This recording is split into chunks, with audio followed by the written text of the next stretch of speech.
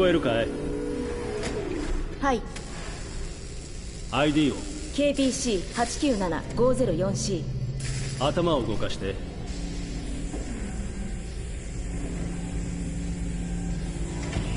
次は目を。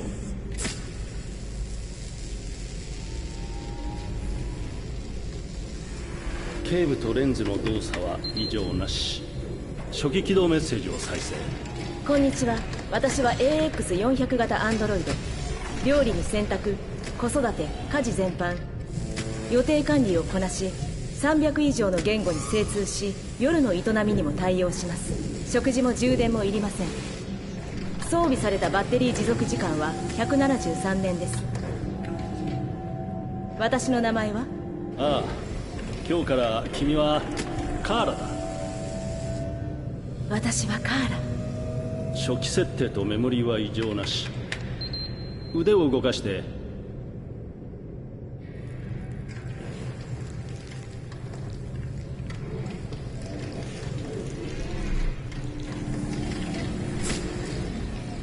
関節機能 OK。 ドイツ語で喋って。 Ich bin eine AX400 Android dritter Generation, erschaffen als Ihr persönlicher Assistent und intimer Beziehungspartner. フランス語で。 Je suis un androïde de troisième génération AX400, conçu pour être votre assistante personnelle et votre partenaire intime. OK。 じゃあ日本語で歌ってみて。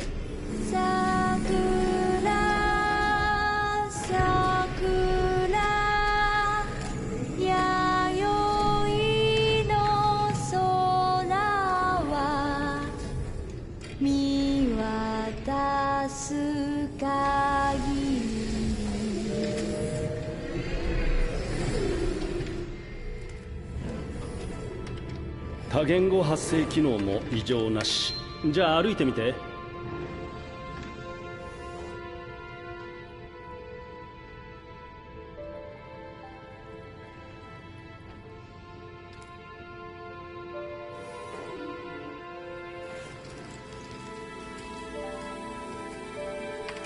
移動制御も正常。よし、全て問題なし。これからどうなるの？また初期化されて店で売られる。売られる？私は一種の商品ってこと？ああ、当然君は商品だよ。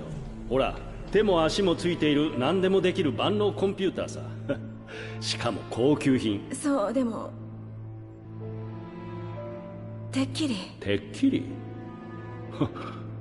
てっきりなんだ？てっきり生きてるって。おい、何なんだ、勘弁してくれよ。ここ最近メモリー異常ばっかりだ。録音開始。不良品確認。解体して問題の部品をチェックする。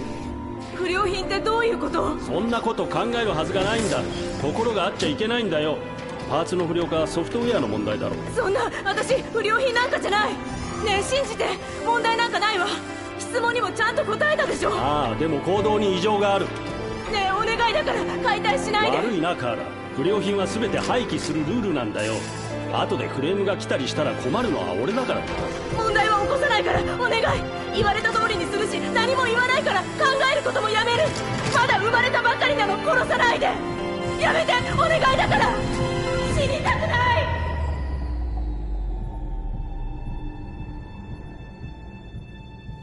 生きていたいの。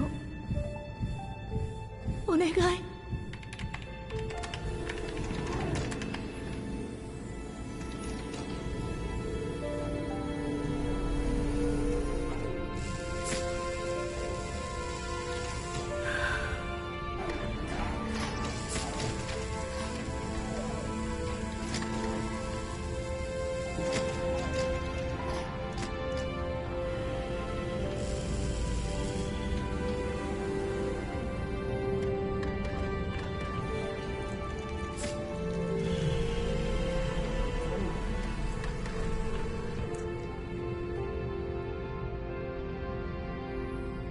ほら早く行って。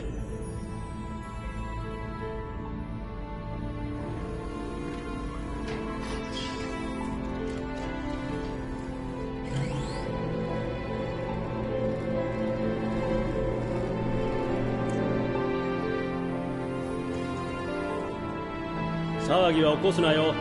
面倒はごめんだ。ありがとう。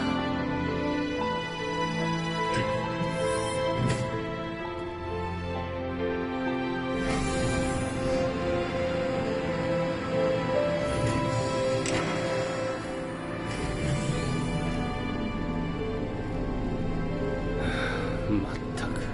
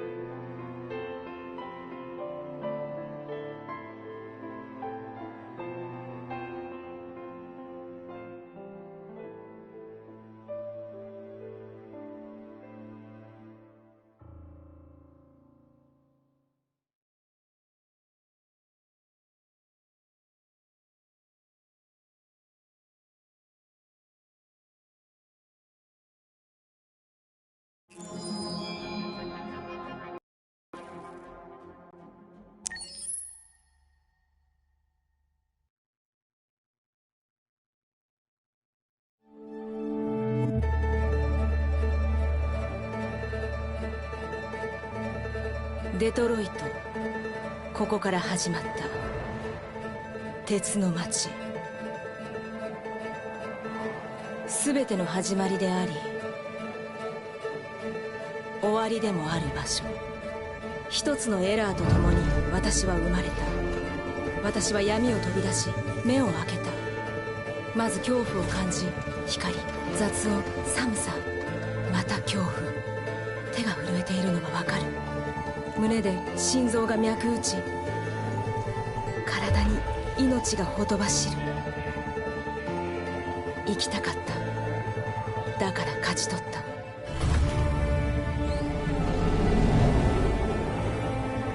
外の世界を私は知りたかった。太陽を見たかった。皮膚に感じる日の光、頬を撫でる風。世界を見たかった。色や匂いを。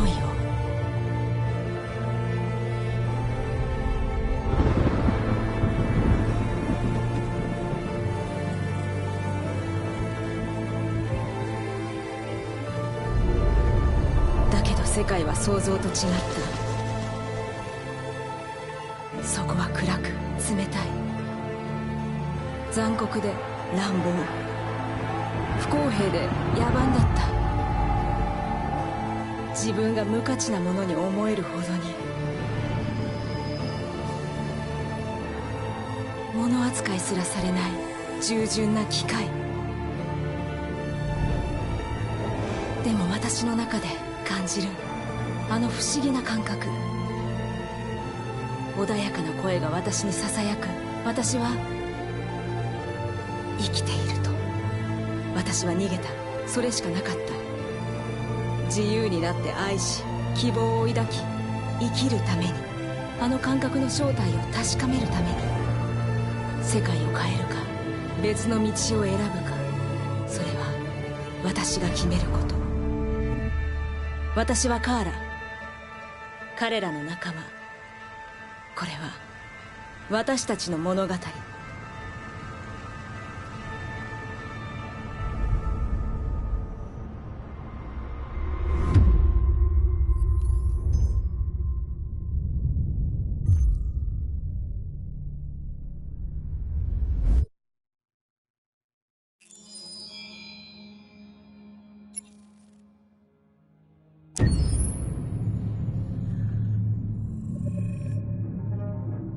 When David and Guillaume got back in touch about making Detroit, I wasn't terribly surprised they decided to make it because the fan response was so intense. So it makes sense that they would choose to do that after the enthusiasm.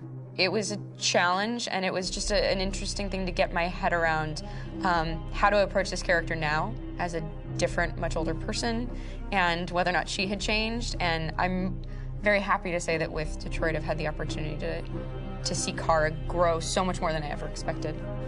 You do the housework, the washing, you cook the meals, and you take care of... God damn it, where the fuck's the rat gone now? Alice! Alice! I mean, she starts out essentially how she does in Kara in a very, not robotic, but, you know, android, other way, and getting to take this journey where she becomes more and more human as it goes on. You know, and as an actor, that's a wonderful exploration in every way, whether it's how she sits, her posture, how her voice changes, how emotions change, and how much emotion is based on things like empathy and social experience. And so having, you know, as much material as I got with David to have this huge, nuanced arc was really incredible. Why couldn't we just be happy? This experience has been quite different than the experiences I've had shooting film or TV or doing theater work. I have 83 dots on my face and a really flattering black wetsuit type thing, and you're jumping around with props, and it's kind of like being a 10-year-old imaginative kid, which is fun. There's 80 cameras around us. It's already lit. So we just shoot and shoot and shoot and shoot and shoot. There's no change of sets, there's no hair and makeup, there's no wardrobe, so we move really fast, and we'll go through about 35 pages in a day. Working in TV or film, we'll probably do 6 pages a day. It's kind of acting boot camp. It's like working out constantly. I mean, you're doing this thing, and then you got to do something that's completely other back to back to back. And so that kind of process of working is very challenging, but it's also very exciting because you just have to keep coming up with new ideas, and your head goes all over the place because you're trying to keep track of basically 4 different storylines for each different response. You shot that girl, for fuck's sake. It was a machine that looked like a girl. Yeah, I know what I should have done. I just told you I couldn't. All right, I'm sorry. The fact that David Cade, he's telling like many stories interwoven from beginning to end is super complicated and super impressive, and I have no idea how he keeps it all in his head. He's not just the writer or the director who's seeing this from the outside eye, he's also thinking about the player walking through this space. You know, only somebody who really, really loves not the work, but like these characters and these stories and cares about doing something meaningful would invest that much in it. And it's always inspiring to work with somebody who cares that much. My experience with motion capture is this one. And I found it sort of terrifying in a way, because they said the computer's going to build you. But then as we got into it, I realized all the elements of it were still artistic. I just dipped into a really brilliant setup here. I've never seen anything like it. And this won't turn me into a product because I was playing a character.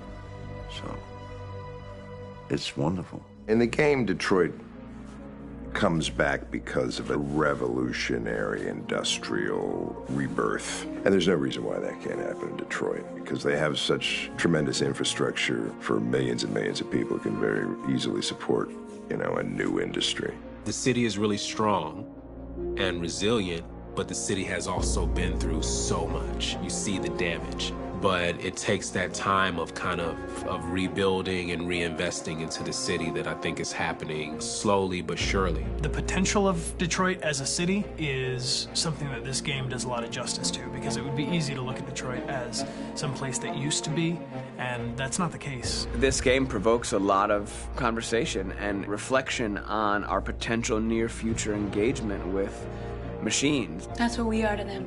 Just merchandise on display in a shop window.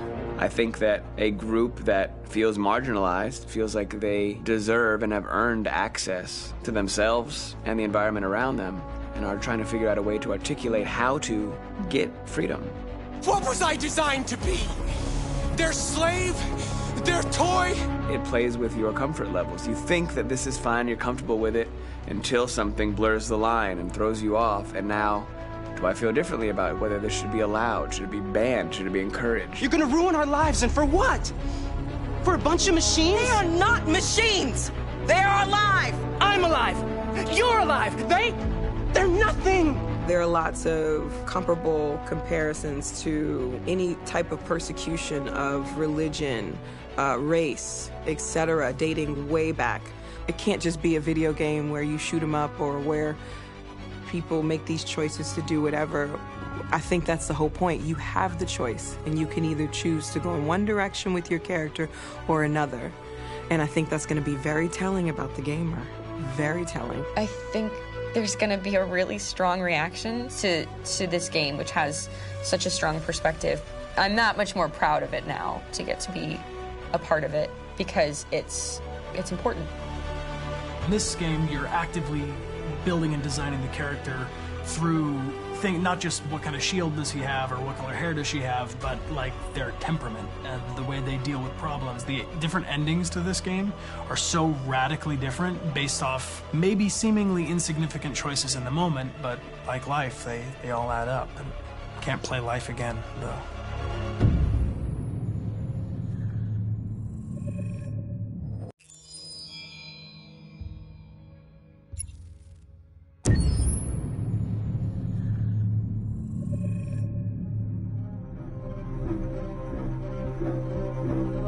My name is Marcus. My name is Connor. My name is Kara. I am one of them. This is our story. I think who Kara is, or how I would describe Kara, depends entirely upon who's playing her, because you have the option to make her multiple different people depending on the choices she makes.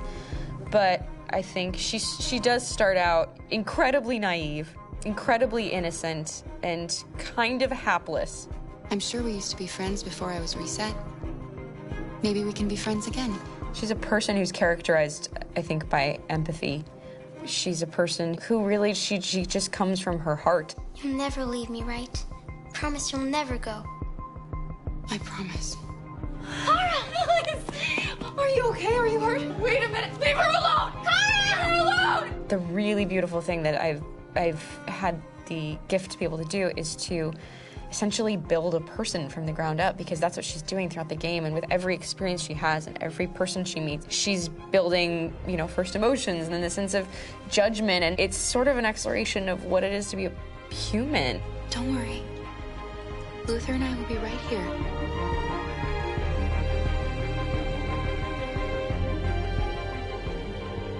David and the creators have painted a really intriguing and engaging picture of a near future where we rely upon androids for a lot of our service class business, the class that serves us, that helps us, that handles our baristas and our drivers and our housemaids. And what is humanity, where we tap into it, how and why we treat each other the way that we do.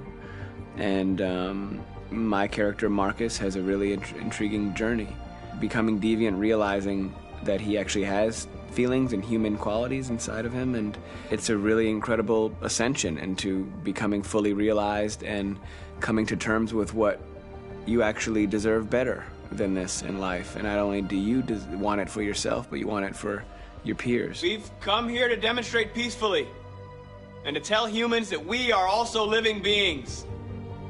All we want is to live free. You know what? This thing, Dad, is not your son. It's a fucking machine! I think that a group that feels marginalized, feels disenfranchised, feels like they deserve and have earned access to themselves and the environment around them, and are trying to figure out a way to articulate how to get freedom. Connor is analytical. Connor takes things literally. He starts in the beginning place where he's very mechanical. He feels nothing inside, of course, and it's all just a system, a protocol that he is executing to get whatever he wants to happen, which is help humans stop deviants and to find the link between deviant androids. You were designed to serve humans, not kill them. What was I designed to be? Their slave? Their toy? Just say, I killed him. Is it that hard to say? Stop it! Stop! But of course, over the course of the story, and depending on the player's choices, Connor can grow in many different ways. He can deviate from that procedure or not. The moment of truth, Hank. Am I a living being? Or just a machine?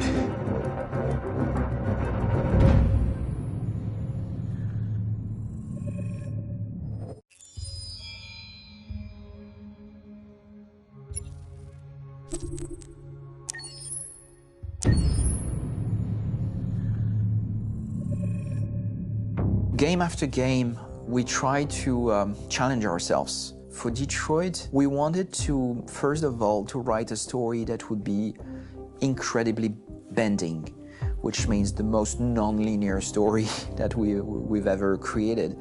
And we wanted really the player to have the possibility to change the story, change his own journey. When you're writing at Quantic, you're writing for an interactive medium. You know, when you're working in television, you'll put a character in a difficult situation, and you as a writing team will argue about what would that character do. But ultimately, you have to decide what happens, and you just show the audience. What's interesting about interactive drama is you bring the player into that conversation, and it changes your job slightly as a writer, because your job is to provide a narrative context in which the player can write his own story. You're giving him this kind of narrative Lego that he's going to snap together into his own shape. You also have the ability to make your audience attach themselves to your characters, because the audience is in some sense responsible for what happens to the characters. It's just a few cans. Come on, let's go. We have some cash now. You used me to steal that money. How could you do that? I trusted you. What is a bit specific about these scripts is how large they are. If you take a film script, there are about 100 pages, but here we have to deal with a script that is between 4,000 and 5,000 pages. Everything becomes bigger because we don't just tell one story, but we tell all the possible stories that can be told within this narrative space. On Act 3, our final act, we have around 1,000 different scenarios, and every one of those scenarios has to be as interesting, as passionate, as strong, and as emotional for the player. We want every action that the player does, every interaction that is available to serve in telling the story, and help the player understand who his character is, and build that character moment to moment.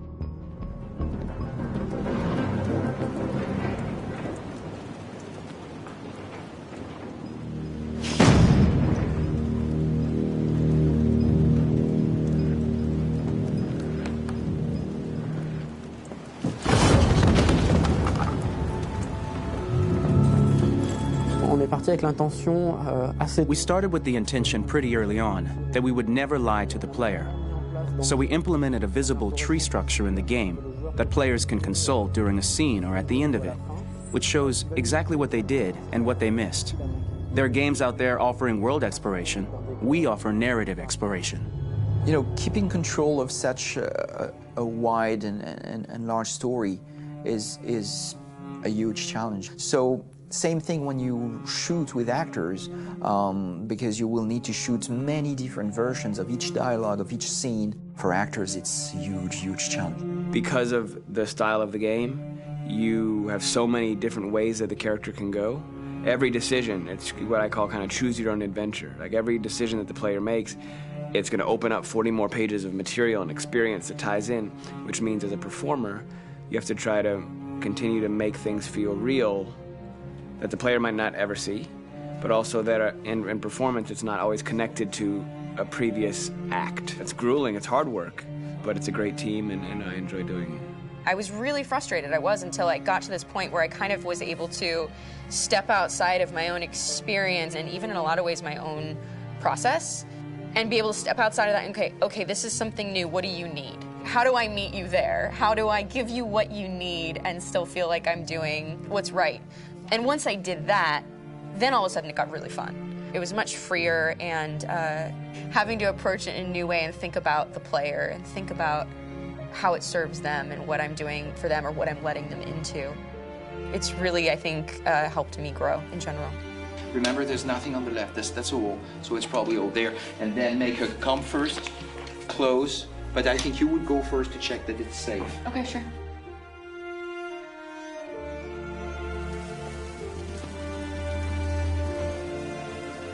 The most enjoyable thing about working in performance capture on this kind of project is that if I shot a film, I would get to do one of these endings. I get to do so many different things as Connor.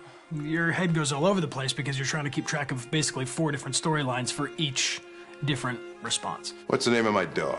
Buddy? Scout. I think it's Jack.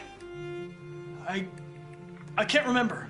So I worked with physicality a lot because it was a good way to anchor myself in these different rings of the tree as the story grows out. I know where that is physically in my body, and then I can switch more continually on set, and it'll be entirely up to the player to determine what order those things come out and what they look like from a distance. Like if you're playing through it, the culmination of all of that will be their version of Connor. I'm faster than you, and I don't feel pain. You don't stand a chance against me. Listen, asshole. If it was up to me, I'd throw the lot of you in a dumpster and light a match to it. Shooting action scenes at Quantic Dream is a real challenge because these are scenes where the storytelling has to continue. It's not an action scene just to have a dose of adrenaline. The stunts have huge consequences on the rest of the story. It's really a moment where we implicate the player and tell him that the choices he makes during an action scene will have a direct impact on the evolution of his story. My biggest challenge on Detroit has been managing the large number of animations that we received from motion capture. Detroit features more than 37,000 animations, which is a huge amount to handle on a daily basis. You have to realize that the player, in his first playthrough, will miss certain scenes. This also means that we had to think of, conceive, and produce all the potential story paths. The characters' costumes, the places, day or night, the weather. Did the character get shot in the shoulder? Did he get injured? All this consistency forced us to produce a lot of graphic assets in order to, quite simply, allow the player to have true continuity throughout the story.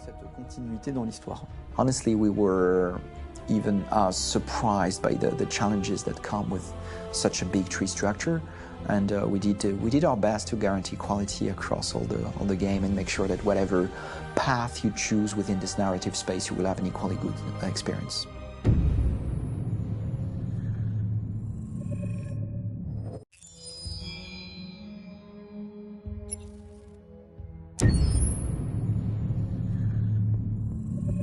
Detroit Become Human was produced over a period of 4 years. Here in Paris, we have a team of about 180 people, and to that, we need to add also all the outsourcing with our partners in the Philippines, in China, Vietnam, and in India. So when we started working on this story, I had to imagine where Kara was built. And for whatever reason, the city of Detroit came very quickly to my mind because it had already an incredible story by itself of history and themes. So we traveled there with the team, and we were really moved by what we saw, and we could really feel the desire to fight and really be born again. And we just continued this curve, this growth, and just imagine what Detroit would be like if the Android industry was, using these huge factories to build androids there. A very strong element in Detroit is that there's a lot of industrial wasteland and a lot of nature too, and for us, the graphic designers, it was an incredible playground. The destroyed zones which we wanted to preserve, we appropriated them to turn into something else. Then in the areas that needed to be rebuilt, we were able to imagine our Detroit of the future. We didn't want to make a science fiction universe, but a world of anticipation. If we chose science fiction, we could have imagined flying cars, extraterrestrials, but those things are very far from our current everyday life. Anticipation is more about gleaning from our contemporary reality, the one we know, because Detroit is set in 2038, and 2038 is tomorrow. The difficulty we had was sticking to reality. That is to say, technology becoming more and more invisible, a lot more elegant, and at the same time, making it visual. So all the computer equipment, autonomous cars, we simply had to invent. They are in fact very technological objects, but at the same time remain very credible and ingrained in reality. To create a cohesive universe in the fashion and clothing of the human characters in 2038, I didn't want to put an accent on strange shapes, or really vibrant colors, and things we wouldn't know. That I wanted to keep for the androids. The goal was to create something familiar which we can identify with in this future setting. Working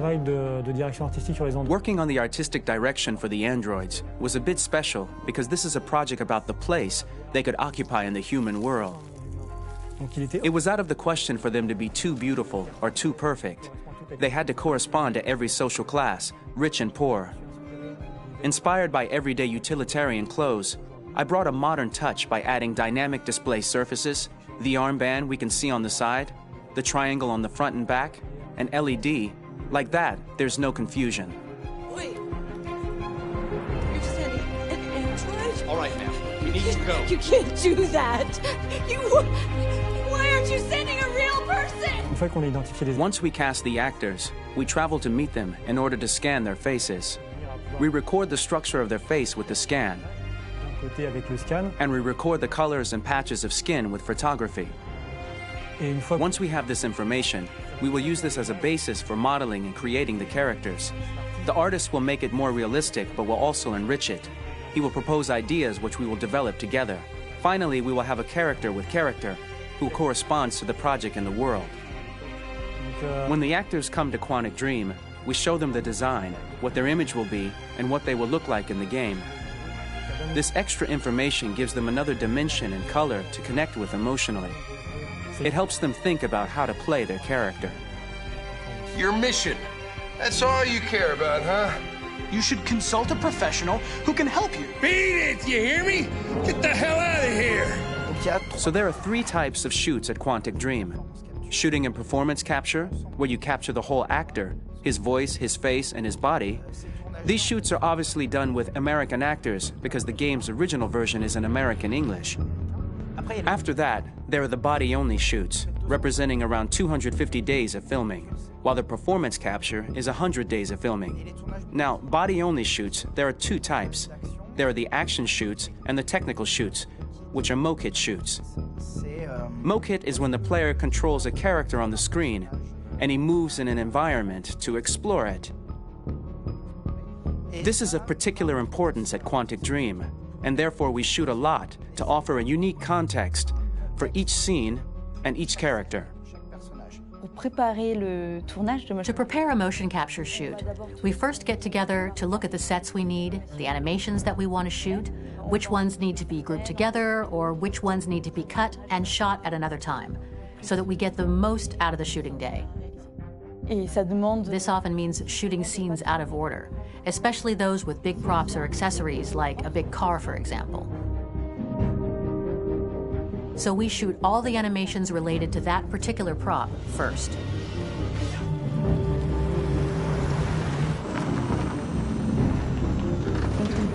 The biggest challenge for the mocap team was shooting a Spider-Man mokit. We had to build a wall and attach an actor to a harness with cables so we could pull him up and render him climbing. The shooting on this game took about, I would say, more than a year, maybe 1 and 2 years, with about 300 actors on set. So it's quite a massive production. But so much happened on this set between the stunts and the shootings with a little girl and all these great actors that we had. It was really a very, very memorable journey for the team and for myself. Today, Detroit has over 37,000 animations. When we retrieve the motion capture data, it's just a cloud of points, which represent all the markers worn by the actors. From this cloud of points, we have a phase called retargeting, which gives us a skeleton. This skeleton will be applied to the characters of the game. There is still work to be done, but this gives us the main movements. Since we are working on something very realistic, we must recognize the actor and also recover all the emotion he expresses in his performance. We use a system of facts, an identity card for each actor. We make the actor do a whole range of facial expressions. Then we recover all the expressions and paste the animations on a puppet that Jan has prepared. I then recover and refine these poses. I might stretch the lip, reinflate a cheek, tiny details that make the finished product really capture the actor. Because of the nature of our mocap system today, when we receive the animations, we're missing eye movements, and so the character has that dead look. He really has no eyes, so then it's a big part of the work for the animators to find the regard of the actor in relation to his position, in relation to the body, etc. It was crazy when I saw the newest model for Kara, because they've been working on it and working on it, and this was the first time I literally jumped in my seat. It not only looked so much like me, it was the fact that it looked so lifelike. It wasn't that it looked just like it was a camera, it was something else, you know, but it looked alive. It's exciting, and it's kind of terrifying. Game after game, we learned the rules of optics and filming, and our goal with Detroit Become Human was to have cameras that would actually emulate the optics of a real physical camera. So basically dealing with real-world imperfections was our main task, and just to make cameras look as real as we can. Once the animations are shot and processed by the animation department, integrated and polished, we film them. That is to say, we really do a mise en scène, as in cinema. The real difficulty of our job is to know if these cameras are telling us something.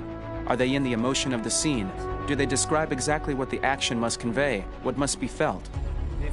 The most important challenge for me was one of the final scenes where Marcus decides to start the revolution and go to the battlefield. Very quickly, we imagined this to be a huge sequence shot. We wanted the feeling of a cameraman running behind us while showing Marcus, the androids who help him, the person shooting at us, etc. Above all, it was necessary to say to oneself, this scene is very violent but does not glorify war. On the contrary, that war is something improbable and absurd. It was really a fun challenge. The idea was to say we have 3 characters. We would like each of them to have a specific cinematography. We wanted Kara to be much more filmed with some kind of handheld camera, to have something very living, very breathing. For Connor, we wanted something very cold and very perfect. And for Marcus, we wanted something epic and spectacular. So it was about the filming, but it was also about the photography. So we worked with a director of photography to give each character a different lighting, different key colors. Each of them would have their own worlds. And finally, we worked with the composers, so they would create a specific sound for each character, so each would have his own world and his own style.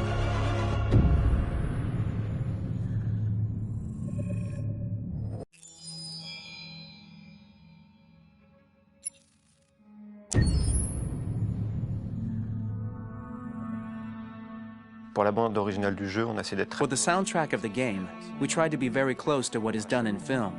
We were constantly asking at each place in the game, why are we putting music here? What is it going to say? So we focused the music on bringing emotion, which is interactive and supports the character's arc. I'm sorry, honey. I'm sorry. I'm sorry.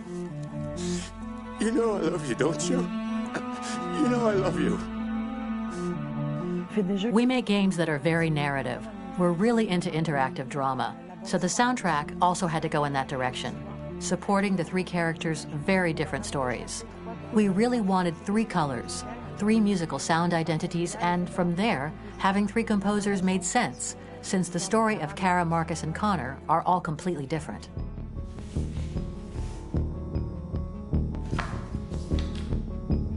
You recognize him?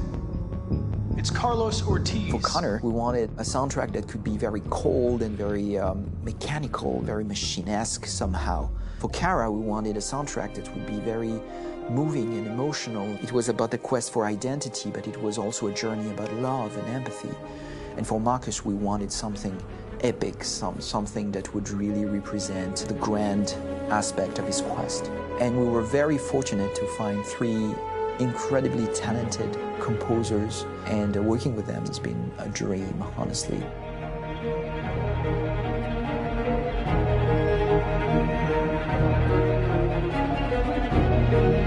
My name's Philip Shepherd, and I'm a composer and a cellist and a producer, and today we're at Abbey Road Studio One, which is my favourite studio in the world, and today we're recording the soundtrack for Kara from Become Human.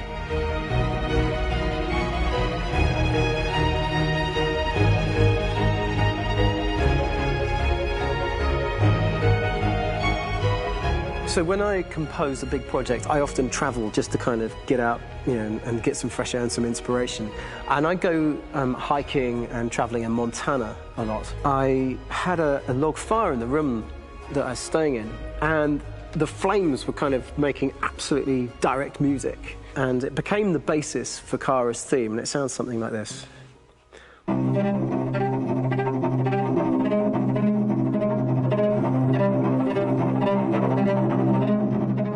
Now, over the top of that, I found a little theme that just seemed to fit over the top, which is taking Kara's name, Kara, and just using like a two-syllable motif, and it sounds like this. We're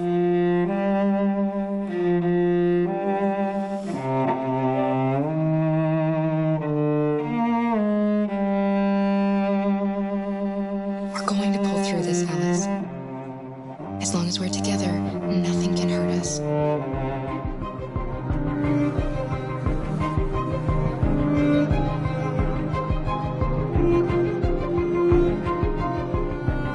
And all the time that's fitting over.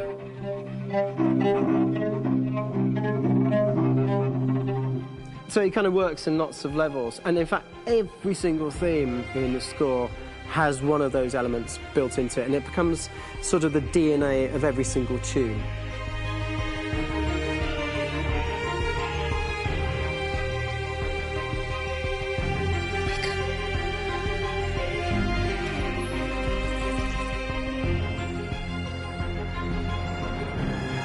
For me, writing this theme for Kara, I actually had to tap into what it feels like to be a father to daughters. I really had to tap into everything I feel about my daughters and thinking, well, if I had to write music for them and that sense of trying to protect them but also give them the freedom, that's totally where it came from. Because each composer has been given the sort of narrative responsibility for very different characters, I haven't had to sort of go into other styles. I can actually be very loyal to this particular character and sort of hopefully encapsulate her. But it means also I've suddenly become very connected to this character, and if for some reason it goes to game over earlier, I'm getting mortified, you know? They're over there! Starting a new project, for me personally, it's always finding the right tone, finding the right color, I like to call it. For me, it's finding that right texture that actually sits against picture really well. One of the biggest things is I created custom instruments for Connor.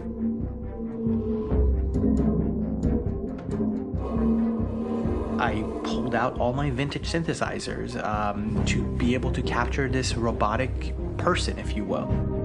My approach to all of these custom instruments is that I hear the sound in my head. And either I could just come into the piano and just be like, all right, so I'm gonna just get on the computer and just create it. I rather be able to play these instruments physically. Oh, that's nice. If you can do that.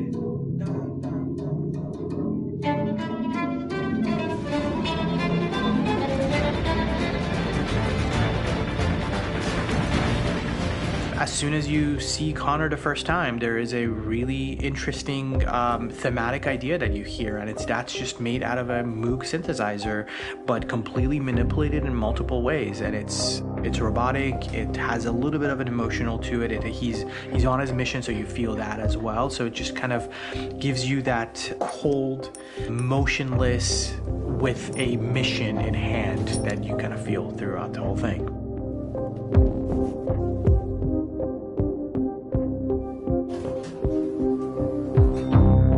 Because the music evolved, one of the things that I was very weary and I was very kind of focused on was the way that the music has to evolve. So my idea behind it was that Connor is a singular android that could at any point become a deviant or could actually stay as an android. So I created a more or less an Connor theme, and then I was able to just manipulate it in different aspects of it. Is everything okay, Lieutenant? Chris was on patrol last night. He was attacked by a bunch of deviants.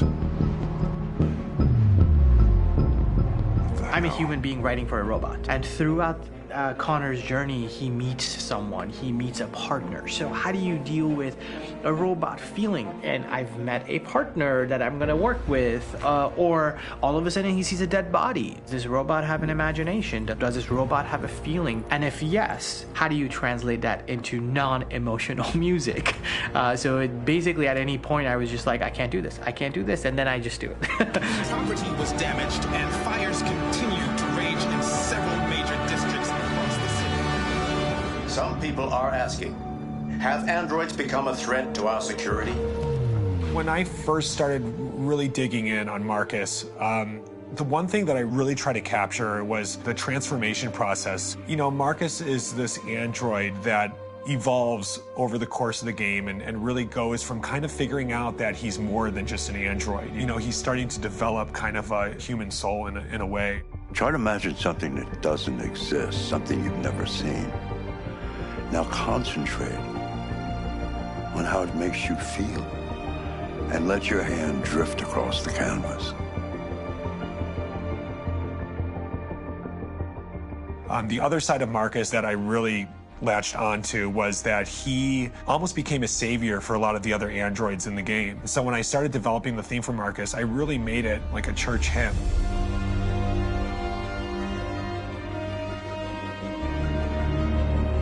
I wanted it to be very simple. I wanted to make it a chordal melody. I really wanted to make it almost like a Bach hymn. The tough thing with that is it had to be recognizable. If I made it too complex from a harmonic standpoint, it would be hard, I think, for people to kind of pick it out and recognize it. It's very acoustic derived, but it's also been treated with a lot of effects and things to kind of put it into the space that I felt the sound should be in. It can be beautiful, it can be haunting, it can be extremely powerful from an action standpoint, and I'm really happy with the way it turned out. The music is there, but it's subliminal and it's emotional, and people are feeling it, and it's not distracting. And that's tricky with a game like this, where you have to have a lot of ins and outs like that, where the music kind of has to get in and out of these moments. This is a war we're fighting with the humans. If we fail, they'll destroy us. I think the game's been put together so well where I just wanted to make sure that I wasn't ruining the emotion.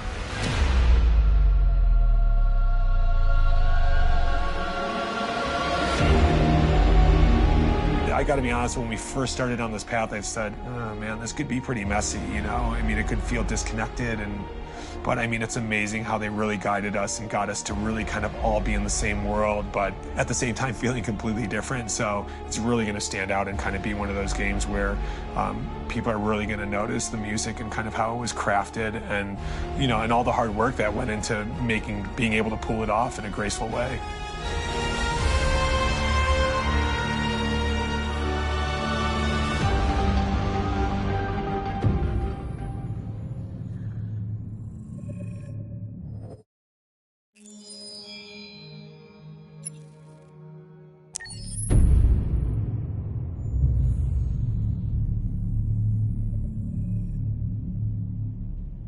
じゃあまずは名前を教えて。クロエよ。あなたの名前は？ジョンって呼んで。はじめましてジョン。それじゃあクロエ、まずは自己紹介をしてくれるかな。もちろん。私はサイバーライフ初のアシスタント用アンドロイド。私の機能は例えば家事をしたり料理とかスケジュール管理とか日常業務をこなせるの、君は確か初めてチューリングテストに合格したアンドロイドなんだよね。それについて話してくれるかな。大したことはしてないけど、ただ本物の人間と私の違いがわかるかどうかちょっとおしゃべりをしただけ。でもとっても面白かった。でも人間よりも知能の高い機械が作られたのは人間の歴史上初めてのことなんだよ。僕が聞いた話だと君の脳は1秒間に数百億もの処理が行えるんだろう。ええ、もちろん。でも人間の知性のおかげで私は存在してるし、それに私には絶対に手に入れられないものがある。それは何なんだい？心よ。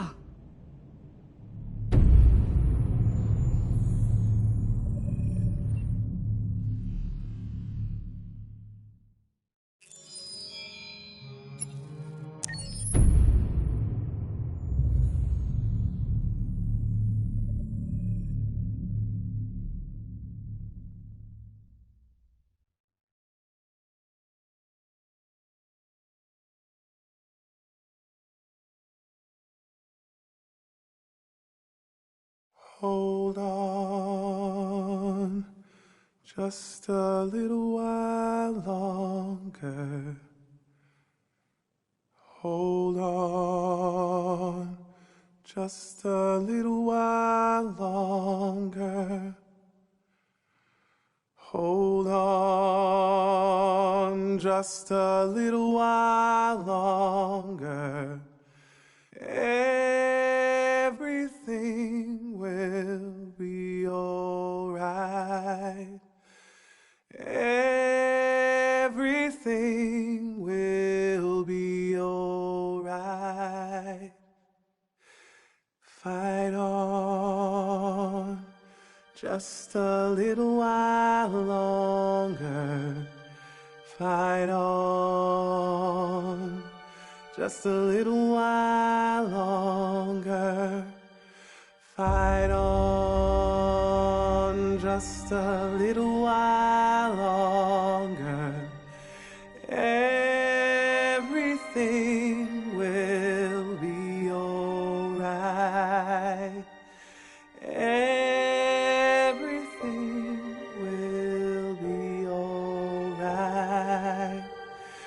We will sing on just a little while longer. Sing on just a little while longer. Sing on just a little while longer. Everything will be alright.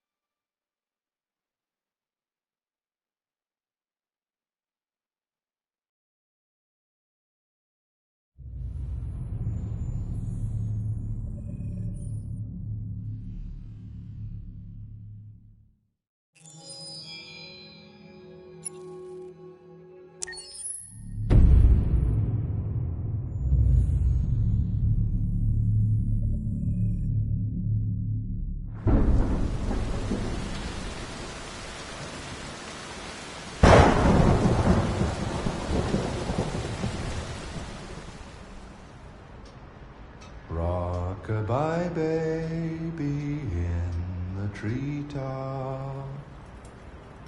When the wind blows, the cradle will rock. When the bough breaks, the cradle will fall. And down will come baby, cradle and all. Rock-a-bye baby in the treetop. When the wind blows, the cradle will rock. When the bough breaks, the cradle will fall. And down will come baby, cradle and all. Rock-a-bye baby in the treetop. When the wind blows, the cradle will rock. When the bough breaks, the cradle will fall. And down will come baby, cradle and all.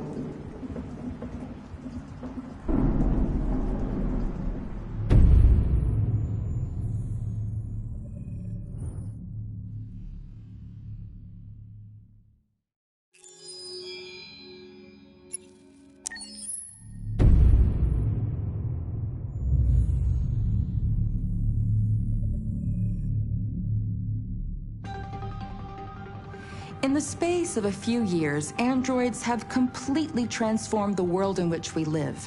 By letting androids into our homes and factories, the CyberLife company has made them everyday technology.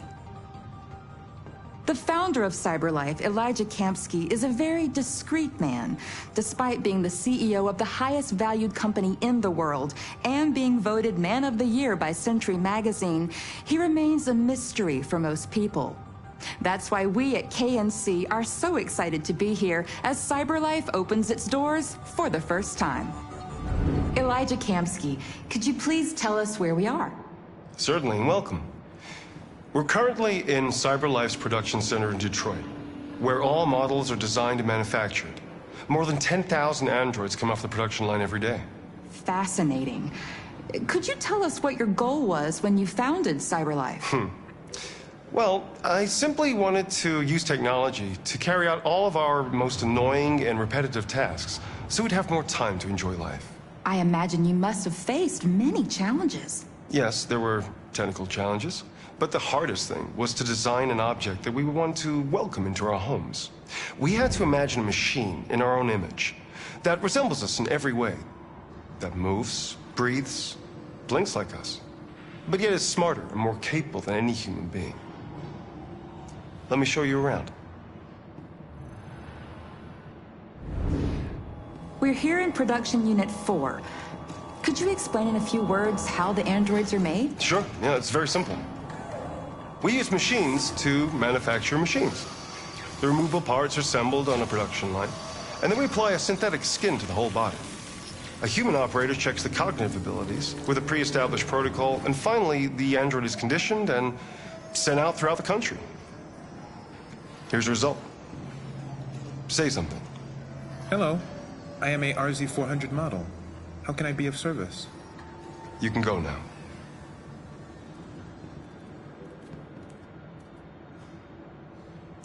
Our androids are already replacing humans in many fields. For example, they represent more than 80% of all university professors and 63% of all medical staff.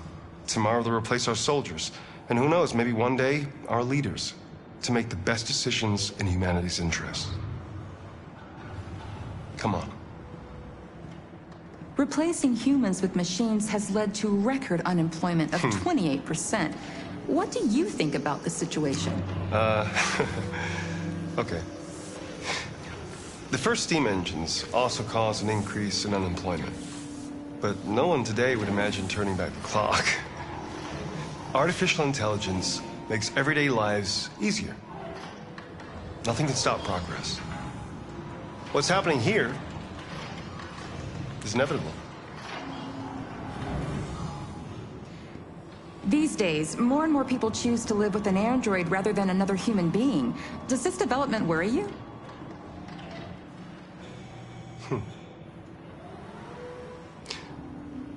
Everything's much easier with an android. They obey your orders without ever complaining. They can cook, discuss philosophy with you, have intimate relationships according to your desires. They never say no. Obviously, they are the perfect partner. Everyone deserves happiness. Why deprive yourself of so-called moral reasons when a machine can make you happy? Many science fiction books tell the story of how machines become more intelligent than us and end up confronting us. Aren't you worried about that possibility?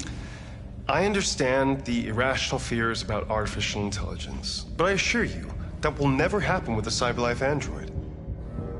They're designed to obey humans. They're machines.